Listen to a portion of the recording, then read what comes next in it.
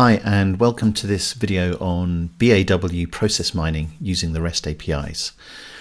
My name's Gerry and I've been working on a little utility which I've called Grump, which allows us to use the REST APIs to extract data from BAW for the purposes of process mining.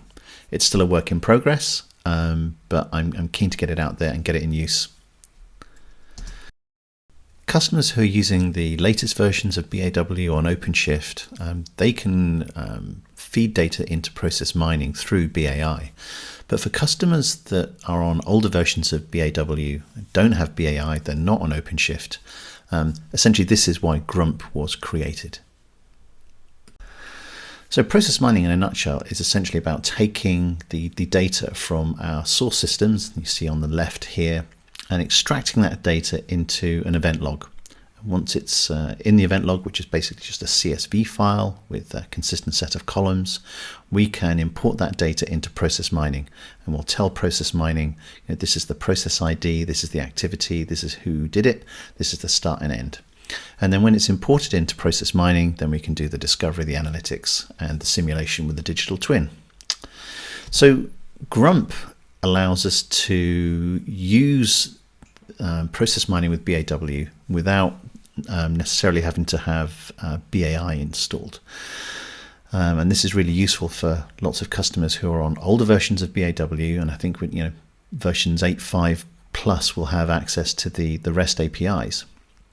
Those customers can just use Grump, and Grump will extract the data from BAW using the published APIs and format a CSV file suitable for import straight into IBM process mining. And that was the idea of Grump. So to use Grump, I recommend a little bit of Python knowledge. Grump uses Python 3, but it's pretty easy to get set up even if you don't have any Python skills. Basically, you just clone the GitHub repo, create a Python virtual environment, run the install command, which will install all the additional libraries and dependencies that Grump uses, and then configure your config.yaml, which tells Grump where your process server is, what the app is called, your user ID, your password. You run Grump and it produces a CSV file.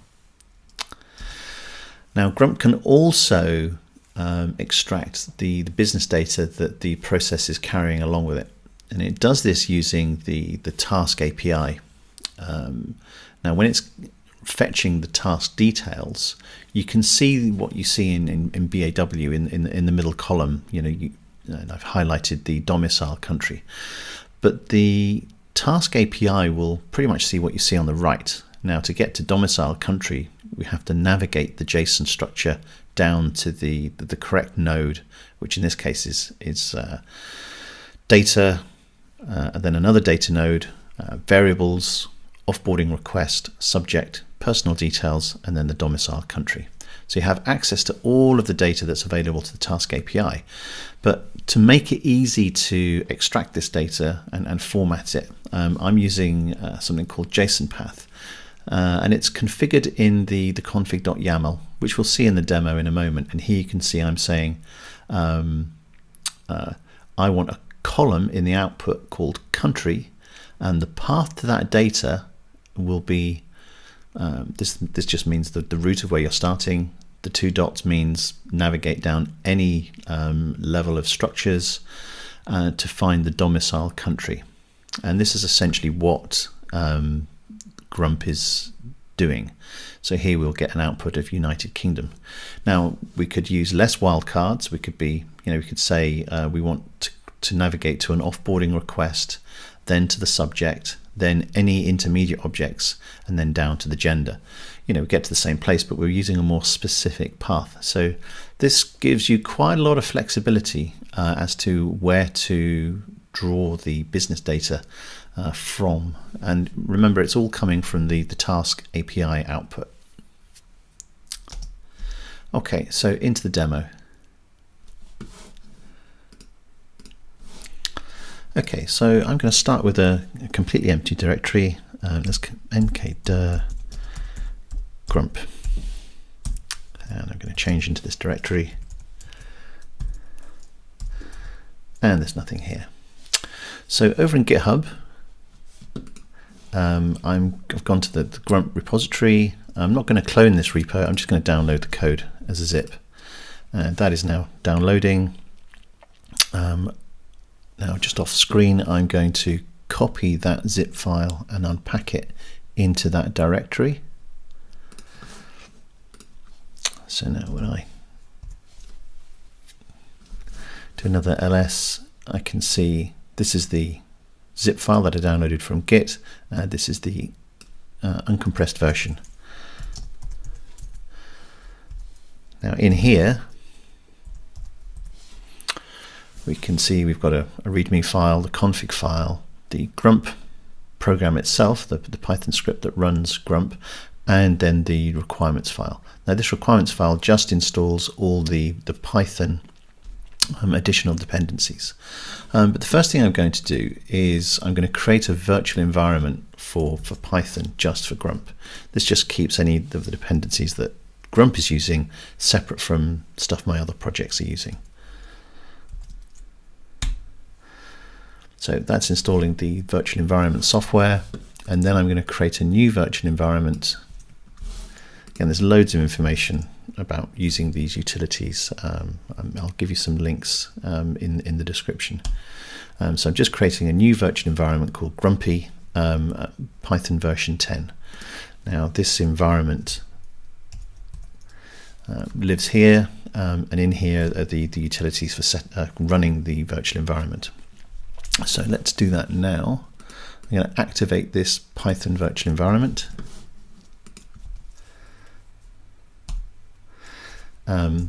So now everything we install, we're in a kind of private, clean environment of Python 10. So I've got Python 10 installed, or Python 3.10. So to install all the additional requirements that Grump uses, I can use the pip3 command. Pip is just the package installer that's bundled with Python. So, oops, that's going to be pip3 install, and I'm going to tell it to install everything that's in this requirements file.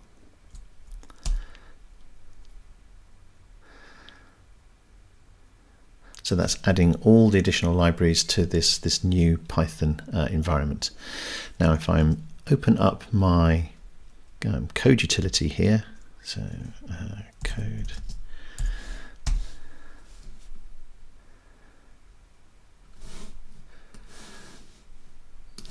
so this is just Visual Studio Code, just shows me what's installed here. We've got the main Grump script, but we've also got this config.yaml, and this is the file that the Grump uses to kind of control the extract. So it needs your user ID, your password. It needs to know where the REST API endpoint is for your process server. It wants your project acronym, the process name that you're mining from, and then the number of threads to use to extract the data. Then there's some additional controls over the instance search, so you can set a hard limit, say 500.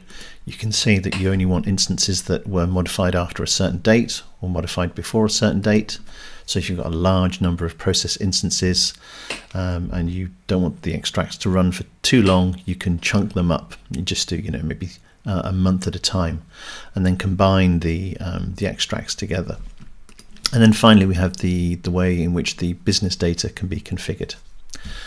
So again, what I'll do off camera is I'll overwrite this config YAML with my details, and then we'll run Grump. Okay, so I've updated the config. Let's run the script.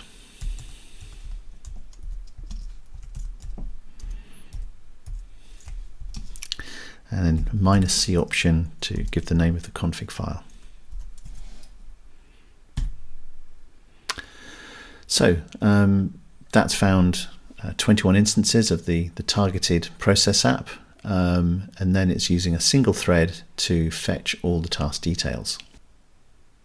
Now if we want to open that file and see what's in that data CSV, so we'll now have a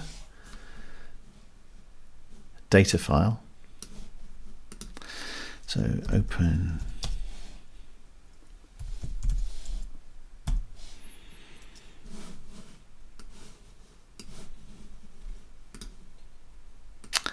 okay, so we can see what we've got. We've got process ID column, we've got task ID, we've got task names, when the task started, when they finished, what team was involved, which user was involved, and then I'm additionally extracting country, the reason for dismissal or reason for leaving the organization, and the gender.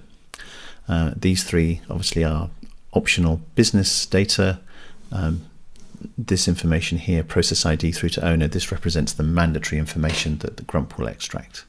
Okay, so we've got our data file. I'm going to import this into a new process I've created inside IBM Process Mining. So I'm going to select the source file. It's in my root folder in Grump main. Yeah, this is the one, we've just created it. And I'm going to upload this. So we can see these are all the fields. So first off, I'm going to mark this one. This is the process ID. I'm not actually using task ID in currently. Task name, that is the activity. Start, that's the start time.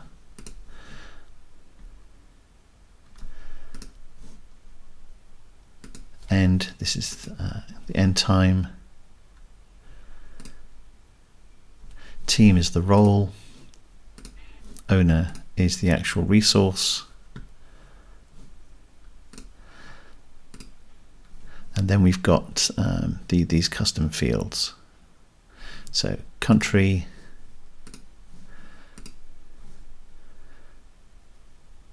reason of leaving, and gender. And now we can visualize the process. Okay, so this is the process mining view of that offboarding process. There's only 21 instances and 136 distinct events, but yeah, this is already quite useful. So we can see the frequency, we can see the average duration, and because BAW is capturing start time and end time precisely, then we see the duration properly populated inside process mining. Okay, and because we populated the extract with some business data, it means that this data is available to us for filtering purposes.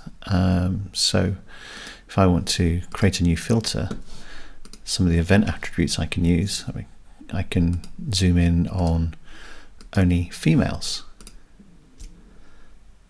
And now the model will redraw. So I'd like to finish up just by taking a closer look at the Grump code. Now, Grump was written using PyCharm. There's a community edition of PyCharm. This is what you see here. This is the IDE for Python that I tend to use. VS Code is fine. I'm sure there are others too, but I just tend to use Python with PyCharm.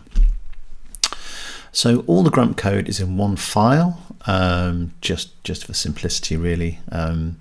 You can see here these are the various libraries that are imported, and as the Grump script starts, you can see I'm setting some variables. I'm using my config file name as a private one for now.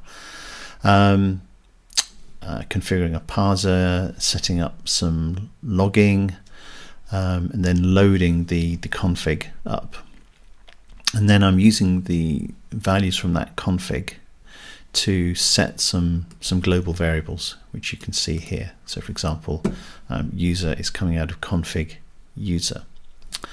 Then we kind of execution jumps to the bottom of the file. So we'll ignore all these kind of functions. I will come back to these in a moment. These are the functions that traverse through the various API calls. So we get down to the bottom here and we see this call to the main function. So this is the function that orchestrates the execution. and we can see here it's setting up some variables, suppressing SSL warnings, then it's outputting some logger output.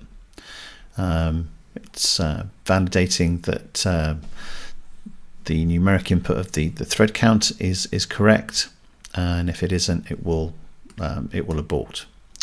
And then we come down to the meat of it, really.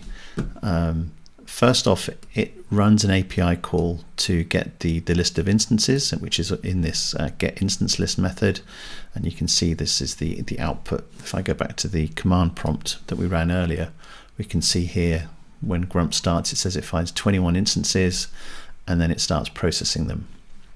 Processes the instances to find the task summaries, so all the tasks that are running as part of an instance, and then it has another API call where it goes through each task and gets the details for that task to extract things like start and end time and the business data. So this is the output we're seeing here, and that's coming from this area.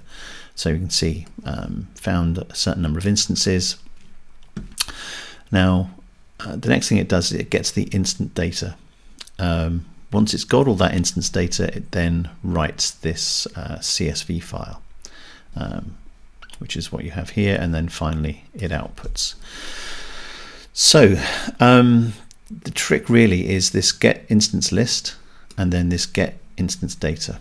Now get instance list is pretty straightforward.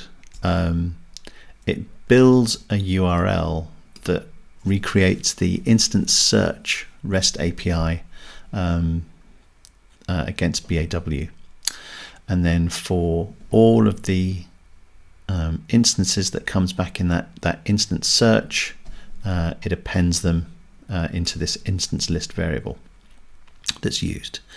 Now just jump back down to the main program where that's called, so that we get this list of instances, and then there is this async IO run call, and it's wrapping this get instance data method. This is perhaps the only really complicated part of the script, where it's using asynchronous methods. And you can see how it uses that thread count to control the number of threads. So it's using asynchronous HTTP with a certain number of thread counts. This is so it can just get through the work as quickly as possible. Now, when I ran it last time, it was running with a thread count of 1, but I've used 10 quite successfully. So what it's doing is it's setting up some asynchronous task lists. So here's the empty task list, and then for every instance in the instance list, which is the result of that instance search, it's creating an instance of this function call, and that gets put into this asynchronous task list. Then they're all run, and they're run asynchronously. So it's almost like they're all put in a bucket, and then we trigger the running of them. So we're not running through a loop, they're all just put in a bucket, and then asynchronously this asynchronous IO will run through them all, and then we await for all of them to complete here. Now inside this method, if we just look inside here, this is getting the task summaries for a particular instance. So we can see it's building the URL, it's adding the authentication information, and then it's calling the get method, passing in the URL we've just built, the authentication information, and we're turning off SSL. And the result of any one of those calls we get back at this as this task summary response.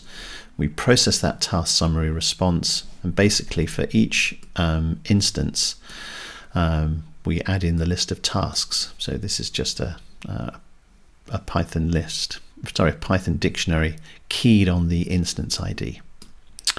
Now once that method is completed, which is, we come back to this point here, it pretty much does the same thing but uses a different method. So now we've done it once, we've got the task summaries, we now kind of catch our breath for a second, and then we run this second method called get task details. Now this one calls a different API against BAW, builds this URL here, passes in the authentication information, but this this method gets back the results of the task details API call. So if we were to look at the result of this API call in Postman, let me just bring Postman up. We can see we've actually got access to this JSON data structure. So we've got access to some top level information, then we've got all the variables that are available to the task, and then further down we will have access to the data that's being carried by the process. So we actually have access to process data as well. And then at the bottom there's some more kind of information. So it's this data structure that we have available to us here. So you can see how I'm taking the task name is coming out of the task details data, going into the data, and then I'm getting the value of the name, which is, so coming in data name, it's at the bottom, isn't it? So there's name, that's the name of the task.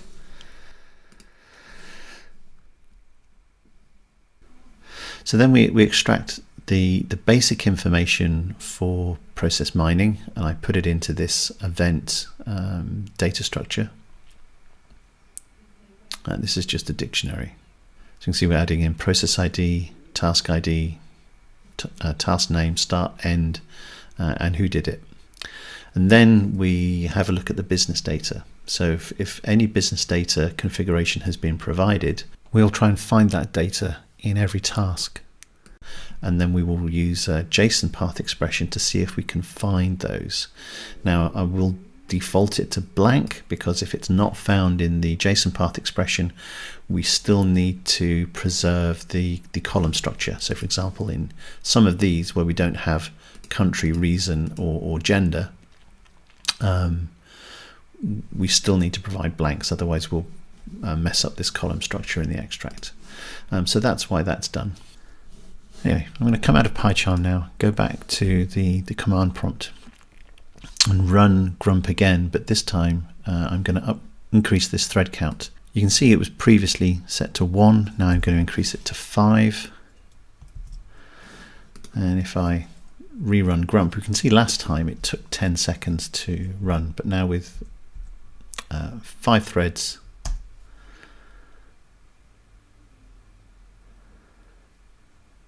4 seconds. Yeah, we can probably get that a bit faster.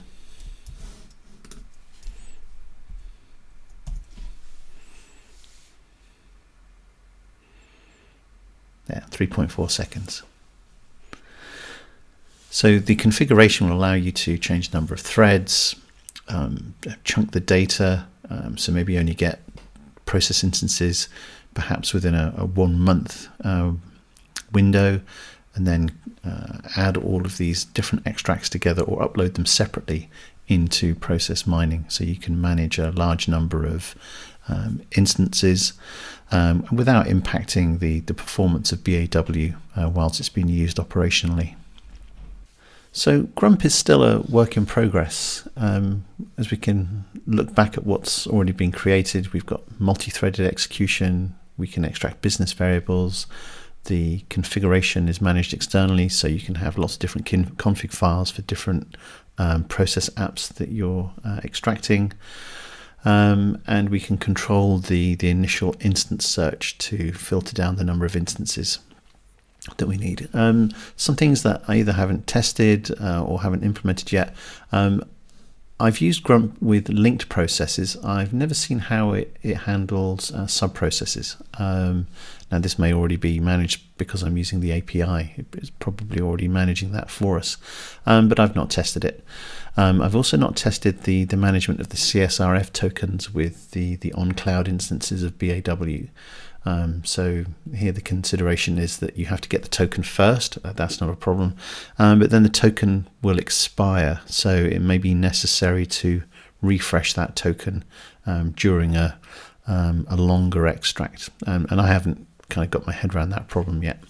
But for other stuff, you can customize Grump yourself, or maybe it's something that Lab Services will do. If you wanted to do some additional lookups after the main extract to get some business data from other systems, then that could easily be done. But that would probably be for Lab Services to implement. So that's it really. That's Grump. It's the code will be on GitHub. If Grump helped you out, feel free to drop me a note and let me know how you got on and how you used it.